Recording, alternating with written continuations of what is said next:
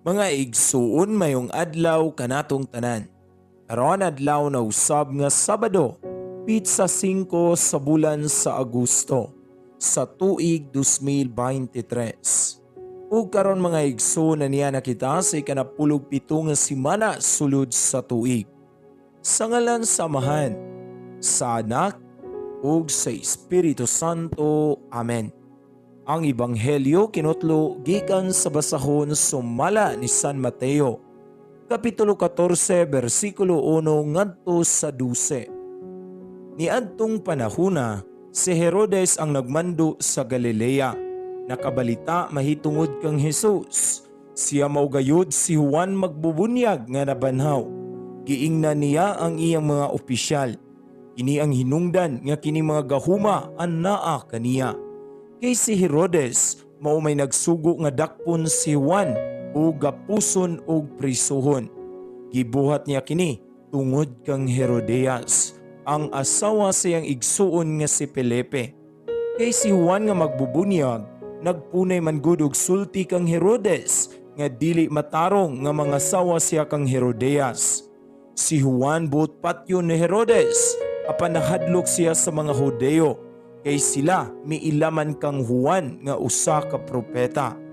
Sa pagsaulog sa adlawng natawhan ni Herodes, misayaw at tubangan sa tanang nanambong ang anak nga babae ni Herodias.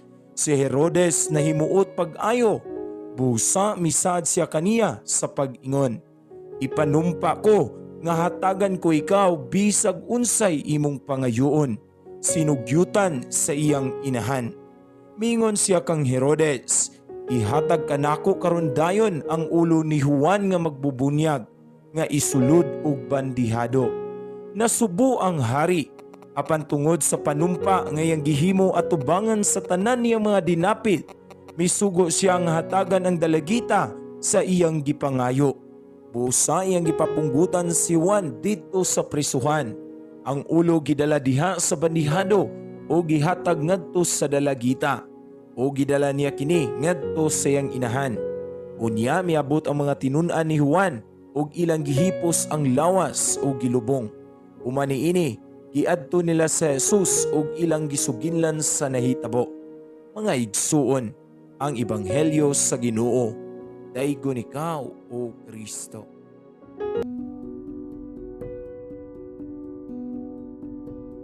Ang kasina, kasuya o kasilag mao'y negatibong mga pagbati nga mahimong bugat nga palasonon sa atong mga tagsa-tagsa kakasing-kasing. Ang kasina sa kahibalo, kasina sa kalipay o materyal ng mga kabtangan sa uban, makapasubo o makapasuya kanato.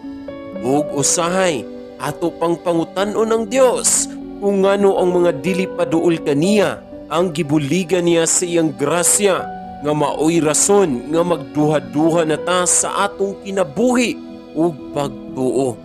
Apan mga igsuon ko ni Kristo, ihatag ang imong kaugalingon sa Dios ug paglakaw sa kamatuoran nga nagsunod ni Kristo nga puno sa kalipay ug walay pagbingkil ug kasina sa atong kasing-kasing. Kay diha nimo makita ang tinud-anay nga kalipay. Amahan, pasaylua kami sa among pagkasuyaon sa uban. Gusto namo karon nga maglakaw sa kamatuoran ug musunod kanimo nga walay kadina sa among mga kasing-kasing. Sa ngalan ni Jesus. Amen.